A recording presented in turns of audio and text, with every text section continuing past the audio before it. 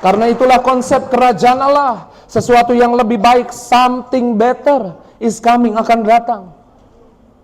Kerajaan Allah memiliki perjanjian yang lebih baik. Dari perjanjian lama kepada perjanjian yang lebih baik. Perjanjian baru, dan kita hidup di perjanjian baru. Korban yang lebih baik. Dari korban darah anak domba kepada korban darah anak Allah. Amin. Kita punya korban darah Yesus kepada berkat yang lebih baik. Di perjanjian lama berkatnya gambaran fisik, dibawa masuk ke tanah Kanaan yang berlimpah susu dan madu. Tapi di perjanjian baru, saudara bukan hanya punya berkat secara fisik, tapi kita percaya kita juga dijanjikan kerajaan surga. Kita akan berkumpul di kerajaan surga. Amin. Saya percaya di bulan ini Tuhan mau hari-harimu jadi lebih baik. Bagaimana caranya? Supaya di Juli ini sesuatu yang lebih baik, something better is coming to you. Dengan kau menyadari bahwa Tuhan sedang membangun di hidupmu. Amin. Di slide berikutnya saya tulis dalam Hagai 2 ayat 10. Hagai 2 ayat 10. Yuk sama-sama kita baca. Adapun rumah ini, kemegahannya yang kemudian akan melebihi kemegahannya yang semula. Ada kata rumah, karena mereka sedang membangun kembali bait Allah. Bait Allah di zaman dulu bangunan, tapi hari ini bait Allah adalah hidupmu. Saya mengimani saudara yang datang ke tempat ini sedang dibangun oleh Tuhan. Amin. Supaya fokus hidupmu lebih baik lagi. Anak-anak muda di zaman saya punya moto kalau pemain basket, I wanna be like Mike gitu kan. Dandannya kayak Mike, pakai Michael Jordan maksudnya. Pakai sepatu Jordan, gayanya Jordan. Tapi gak bisa main basket ya kan. Tapi hari ini saya percaya kita dibawa ke tempat ini. Kita tahu fokus kita. Karena kita akan menjadi sama seperti yang kita kagumi. I wanna be like Jesus. Amin. Tuhan mendorong kita untuk seperti Yesus. Karena Jesus is better for you. Di dalam Matius 17, Yesus mengajak 3 muridnya, Yohanes, Yakobus, Petrus, ke atas gunung Tabor. Di atas gunung Tabor kemudian Yesus dimuliakan. Yesus penuh kemuliaan. Ketika Yesus dimuliakan, hadir Musa di sana. Hadir Elia di sana. Jadi ada Musa, ada Elia, ada Yesus. Musa gambaran kenabian. Musa dan Elia adalah 2 tokoh yang dikagumi oleh orang Yahudi, orang Israel. Karena Musa membawa orang Israel keluar dari perbudakan di Mesir. Gambaran kenabian, Musa gambaran kenabian, yaitu mewakili Tuhan bicara kepada umatnya. Dan Elia mewakili keimaman. Gambarannya itu mewakili umat Tuhan, bicara, minta kepada Tuhan. Lalu Petrus bilang, karena di sini ada Musa, ada Elia, baiklah kita bangun 3 tabernakel. 1 buat Musa, 1 buat Elia, 1 buat Yesus. Dan ketika Petrus berkata seperti itu, kemudian di Matius 5 ayat yang ke-17 di sana dikatakan apa? Dan tiba-tiba sedang ia berkata, turunlah awan yang terang menaungi mereka. Dari awan itu terdengar suara apa? Yang berkata, inilah anakku yang kukasihi, kepadanya lah aku berkenan, dengarkanlah dia. Iya betul ada kenabian, betul ada imam, tapi saudara punya yang lebih baik hari ini di hidupmu. Jesus is better for you, amin. Yesus lebih besar dari Musa, lebih besar dari Elia. Mungkin Musa, Elia hari ini ada gambarannya di pendeta. Saudara suka minta doakan sama pendeta kan? Keimaman gambarannya. Saudara minta pendeta coba ngomong dong buat masalah saya. Tuhan ngomong apa? Gambaran Musa, kenabian. Dan saya percaya Tuhan bisa pakai nabi, bisa pakai juga imam hari ini untuk berkati hidupmu. Tapi dengar baik, Yesus ketika mau naik ke surga, dia bilang seperti ini, adalah lebih baik bagimu kalau aku pergi kepada Bapa, supaya rohku diberikan kepadamu. Kamu punya Yesus. Ya kalau kamu minta doa sama pendeta, mungkin pendeta doa dan doamu dijawab. 2 minggu lalu hari Senin saya ke dokter gigi. Kebetulan dokternya jemaat. Dan di sana saya ketemu dengan seseorang anak muda yang di lehernya ada benjolan. Kemudian anak muda ini sudah diatur oleh dokter akan ketemu pendeta. Dan dokter ini nggak ingat bahwa saya hari itu juga janji untuk datang. Dan pendeta yang janjian sama anak muda ini nggak bisa hadir, jadi ketemu saya. Waktu ketemu saya, kemudian mamanya cerita, jadi udah dibiopsi, udah dicek, ada tumor yang ganas yang menuju kepada kanker, dan besok hari Selasa mau ke rumah sakit lagi, dibiopsi, dicek lagi. Tolong doakan Pak Pendeta. Lalu kalimat yang pertama keluar dari mulut saya kepada anak muda itu, suka gereja enggak? Dan itu kalimat yang tidak pernah biasanya saya ucapkan kepada orang-orang yang sakit. Saya tanya, sakit apa, mau didoakan apa biasanya? Tapi saya percaya apa yang keluar dari mulut saya bukan ide saya, tapi ada Yesus dalam saya. Amin. Sehingga Jesus is better buat anak itu. Amin. Lalu saya tanya, suka gereja enggak? Dia jawab jarang. Saya ulang, suka gereja enggak? Kadang-kadang. Ini yang benar nih, suka gereja enggak? Hampir enggak pernah. Saya bilang, kamu harus gereja supaya sesuatu yang lebih baik kamu miliki. Pemikiran yang lebih baik ada di hidupmu. Bahkan ada janji untuk orang-orang yang ke gereja kan? Di kitab Keluaran, jangan menghindari ibadah, datang kepada ibadah, roti makananmu disediakan, sakit penyakit dilalukan, amin, disembuhkan, amin.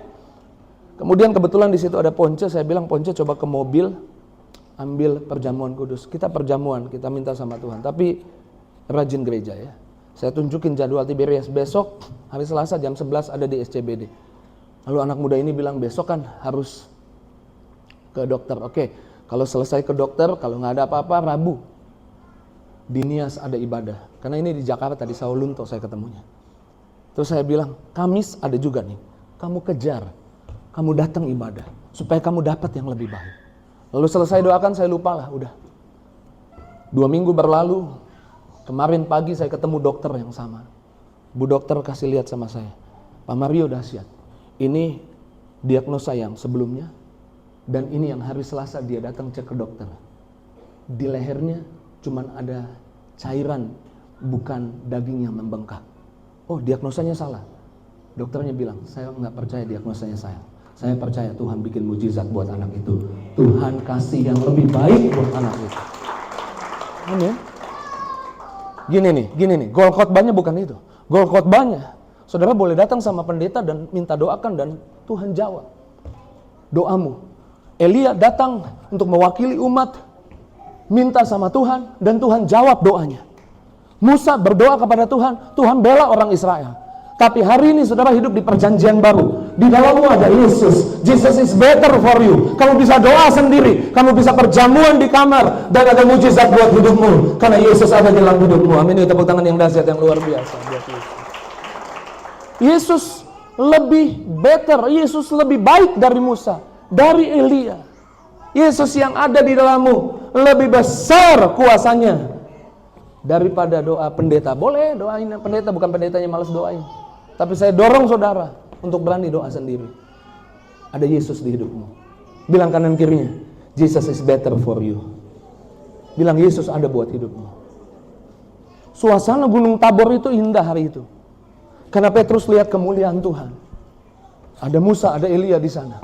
Tapi Yesus segera turun ke bawah. Yang menarik ketika Yesus segera turun ke bawah, kitab Lukas. Karena ayat ini ditulis, kisah ini ditulis bukan hanya oleh Matius, ditulis oleh Markus, tapi juga ditulis oleh Lukas. Di dalam Lukas 9 ayat 37 dikatakan Yesus segera ke bawah. Dan di bawah gunung itu ada yang menunggu Yesus. Saya ulang ya, ada yang menunggu Yesus. Ada yang menanti-nantikan Yesus. Di antara banyak yang menantikan Yesus, ada satu orang menantikan dengan harapan. Saya ulang, menantikan dengan harapan. Dia berharap dapat yang lebih baik. Dia berharap something better is coming for him. Dia berharap sesuatu yang lebih baik datang di hidupnya. Ada apa dengan hidupnya? Dia punya anak yang kerasukan setan. Setan itu seringkali membawa anak itu ke api, ke air, membanting-bantingkan tubuh anak itu. Lalu kemudian kalau saudara baca di Lukas 9 ayat 42-nya, yuk kita baca sama-sama. Dan ketika ia mendekati Yesus, setan itu membanting-bantingannya ke tanah dan menggoncang-goncangnya. Tetapi Yesus menegur roh jahat itu dengan keras dan menyembuhkan anak itu. Lalu apa? Mengembalikannya kepada ayahnya. Anak yang dikembalikan kepada ayahnya, anak ini dalam keadaan yang lebih baik. Dengar, dia serahkan anaknya kepada Yesus dan Yesus kembalikan anak ini kepadanya dalam keadaan yang lebih baik. Tadi di awal ibadah kita sudah doa, Juli ini kita serahkan ke dalam tangan Tuhan. Hidup kita, keluarga kita serahkan dalam tangan Tuhan. Dan saya percaya ayat ini digenapi di hidup kita. Kita akan menerima semua itu dalam keadaan yang lebih baik lagi. Yuk tepuk tangan dulu yang dahsyat, yang luar biasa buat Yesus. Serahkan pada Yesus. Something better is coming to you. Bilang kanan kirinya, something better is coming to you. Saya percaya Tuhan suka dinantikan. Tuhan suka sama orang yang penuh harapan. Bilang kanan kirinya, berharap pada Yesus saja. Bilang harapkan sesuatu yang lebih baik terjadi di bulan ini. Jangan ingat-ingat kejadian bulan Juni, bulan Mei itu sudah berlalu. Bulan Juli ada yang lebih baik buat kita. Ya, tepuk tangan lebih dahsyat lagi. Saya percaya apa yang Yesus lakukan mengembalikan dalam keadaan yang lebih baik adalah konfirmasi buat Bapak itu bahwa Yesus suka diharapkan. Amin. Yesus suka kepada orang yang berharap kepada Yesus. Siapa hari ini yang setelah dengar khotbah ini berharap Juli ini Tuhan kasih sesuatu yang lebih baik di hidupnya, boleh angkat tangannya. Jadilah sesuai imanmu, Tuhan pasti konfirmasi buat hidupnya. Amin. Tapi kalau tiba-tiba saudara lihat masalah, jangan curiga sama Tuhan. Kalau tiba-tiba ada tantangan, jangan curiga sama Tuhan. Lalu saudara berpikir, ya mungkin orang lain dapat yang lebih baik. Mungkin orang lain dapat sesuatu yang lebih baik. Tapi saya baru masuk bulan Juli, udah ada masalah. Udah ada tantangan. Ada ya orang-orang yang lagi alami ini ya, yang gak usah angkat tangan. Tapi kalau ada di antara kita yang mengalami itu, saya mau bilang jangan curiga sama Tuhan. Sekali lagi saya mau bilang jangan curiga sama Tuhan. Tuhan polanya ingat, selalu lebih baik diberikan buat hidupmu.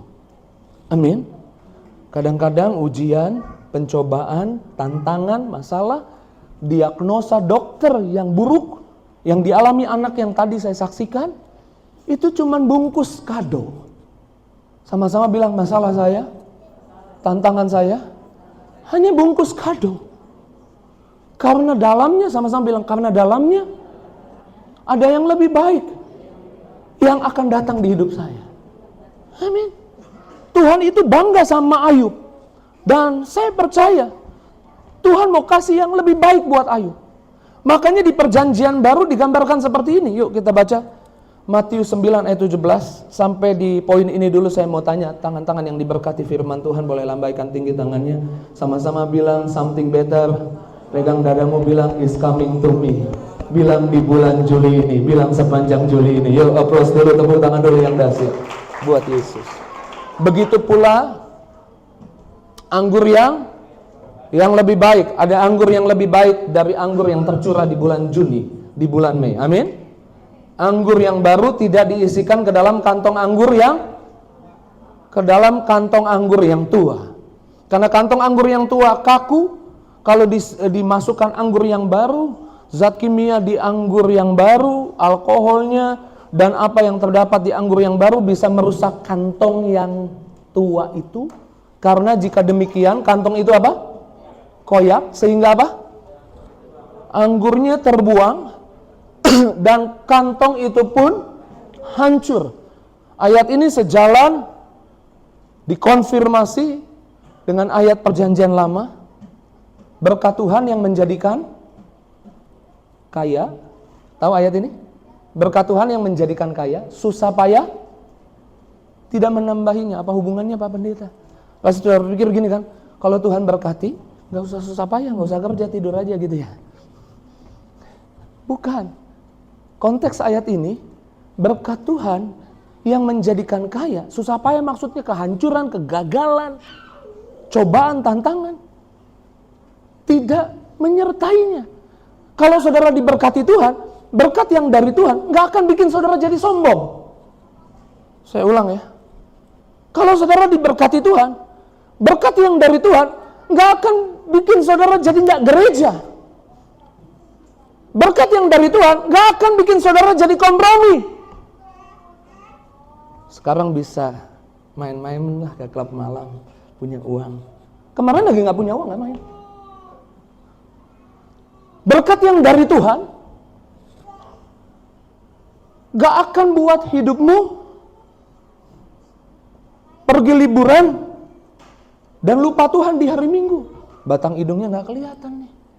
Emang ngeri juga kalau batang hidungnya doang yang kelihatan. Ya, batang hidung siapa ya? Makanya sebelum berkat itu dicurahkan, Tuhan siapkan bejananya. Kadang-kadang bejana itu disiapkan lewati proses, ada masalah, ada tantangan yang akhirnya membuat kita makin dekat Tuhan, makin kenal Tuhan, makin tahu hati Tuhan, sehingga kantong anggurnya siap. Ayub, saya percaya Tuhan bangga sama dia. Sehingga Tuhan bilang begini, coba lihat di bumi, gak ada yang lebih saleh dari Ayub. Ayub saleh. Dan saya percaya kalau Tuhan bangga sama Ayub, Tuhan mau kasih yang lebih baik lagi buat Ayub. Saya percaya Tuhan kalau kagum sama Ayub, Tuhan berkati Ayub lebih lagi. Tapi kita tahu Tuhan kagum sama Ayub kalau saudara baca di Ayub 1, Ayub 2, Ayub ketemu masalah. Ayub ketemu hidupnya hancur. Ayub mengalami proses Tuhan. Di Ayub 1, Ayub 2, Ayub punya agama. Ayub beragama, Ayub taat. Dan diberkati. Tapi Tuhan mau kasih yang lebih baik lagi, Ayub yang lebih baik lagi.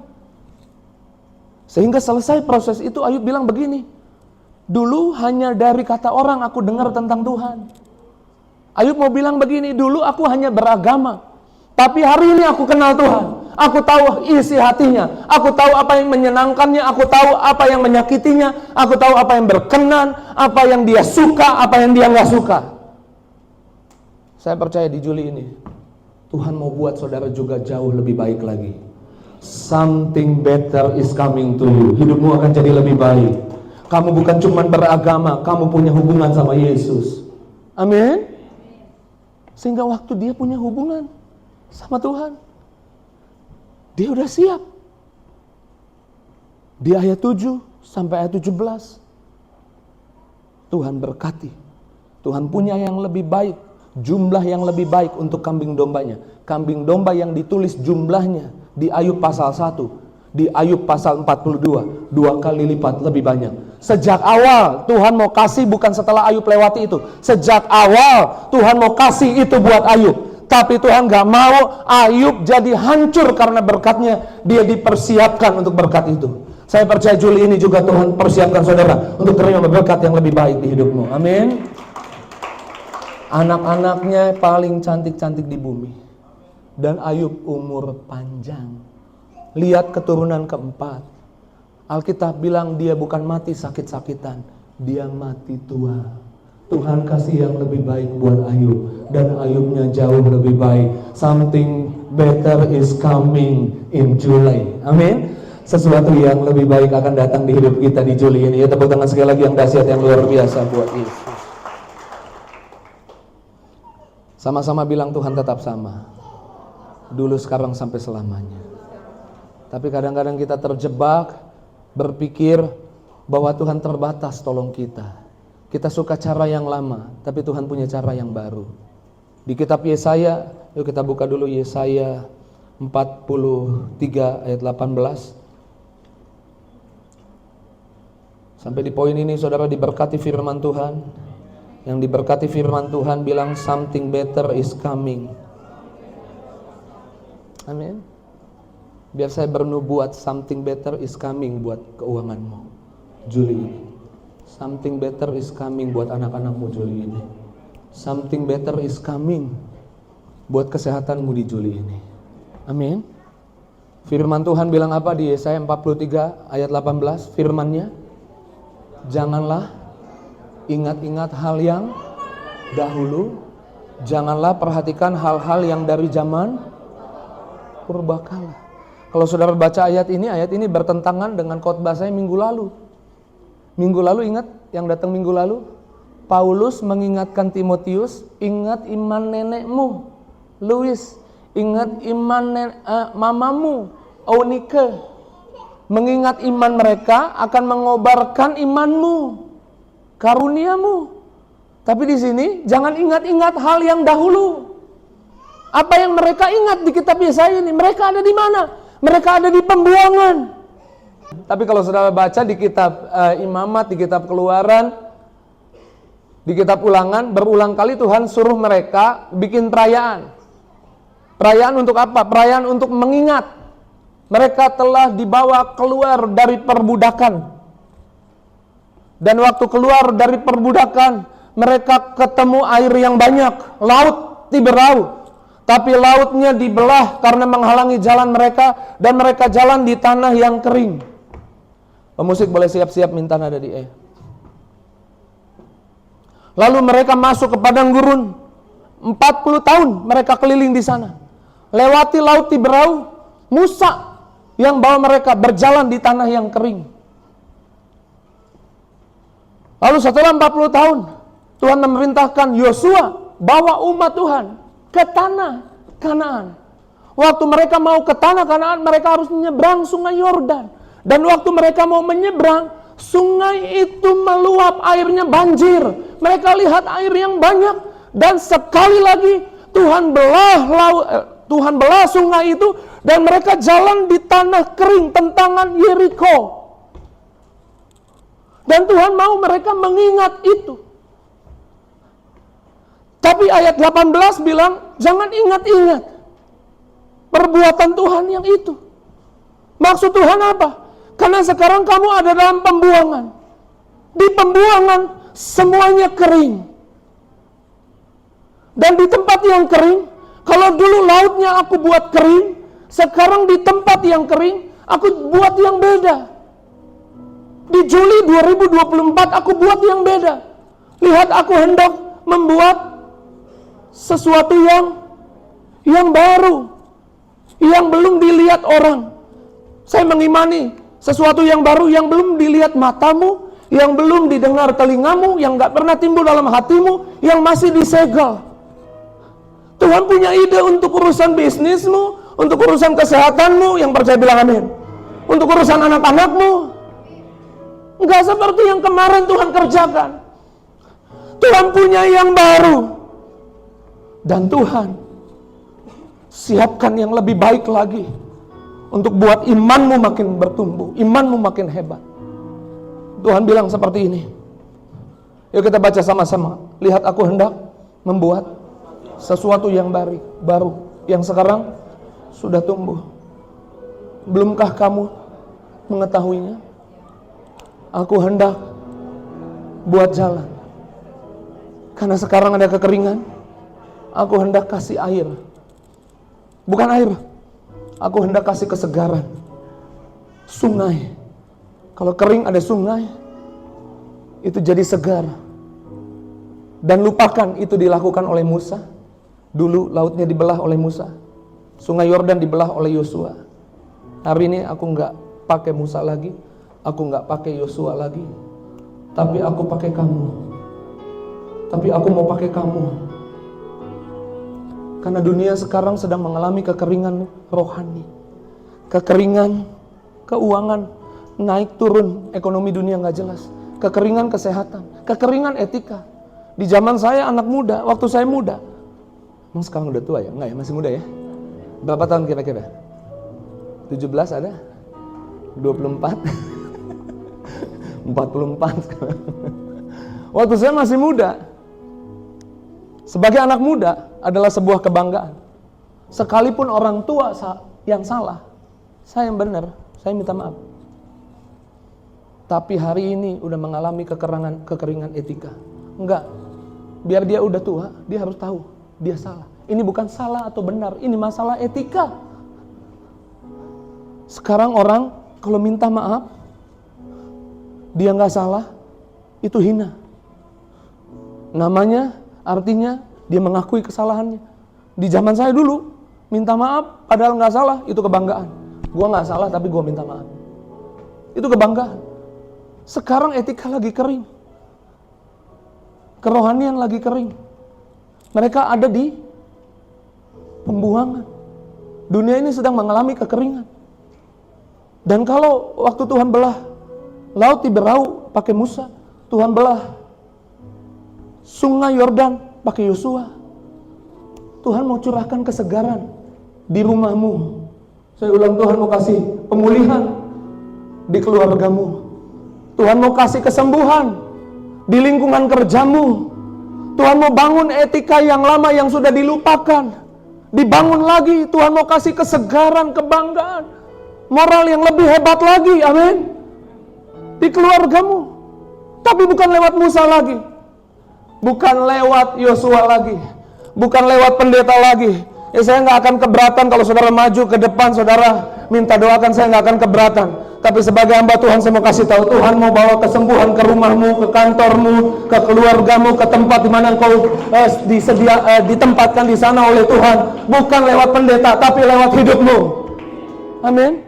Dan nothing better is Jesus. Saya ulang, tidak ada yang lebih baik kecuali di dalam Yesus. Sama-sama bilang, tidak ada yang lebih baik kecuali dalam Yesus. Kalau Tuhan mau kasih sungai yang baru itu, something better di Juli ini, kepada di sekitar kita, tapi bukan lewat orang lain, lewat hidup kita. Artinya itu mengalir dulu di dalam hidup kita. Sama-sama bilang, mengalir dulu buat saya. Sama-sama bilang, mengalir dulu urapannya kepada saya, kesegarannya kepada saya, kesembuhannya kepada saya, pemulihannya, kasih sayangnya buat saya, sehingga itu meluap, dibagikan ke rumah, ke keluarga, ke kantor, ke tempat di mana kita diletakkan oleh Tuhan. Something better Tuhan akan kerjakan Juli ini, tapi lewat hidupmu. Jesus is better for you. Jesus is better for you. Karena kita mau doa, kita mau angkat tangan kita mau minta hadiratnya mengalir dulu buat kita. Kita mau seru sama Tuhan, bilang, Tuhan sayangi aku lagi. Tuhan buat kesegaran di hatiku, supaya di mulutku penuh kesegaran bagi banyak orang, di sikapku penuh kesegaran bagi banyak orang. Hadiratmu memenuhiku, hadirat kudusmu penuhi baitmu, dan ku tersungkur, yang ku nampak hanya kemuliaan-Mu. Sebentar, saudara percaya nggak sih? Saudara percaya nggak? Tuhan akan kasih something better di Juli ini. Saya mau lihat dulu tangan-tangan yang percaya. Something better terjadi Juli ini. Jesus is better in you. Yesus ada di dalammu. Lewat hidupmu, amin. Saya ulang, lewat hidupmu, kamu akan dipakai Tuhan. Mana tangan-tangan yang percaya kita akan dipakai Tuhan untuk bawa kesegaran ke sekitar kita. Kita bangkit berdiri, kita minta urapan yang baru. Sama-sama minta sama Tuhan. Hadirat-Mu memenuhiku Tuhan. Hadirat-Mu memenuhiku. Hadirat kudus-Mu penuhi bait-Mu, dan ku tersungkur menyembah-Mu. Yang ku nampak, mari lebih lagi, minta kita dipenuhi, disegarkan hadirat. Sikila mata karamaya la bala bala bala bala basa.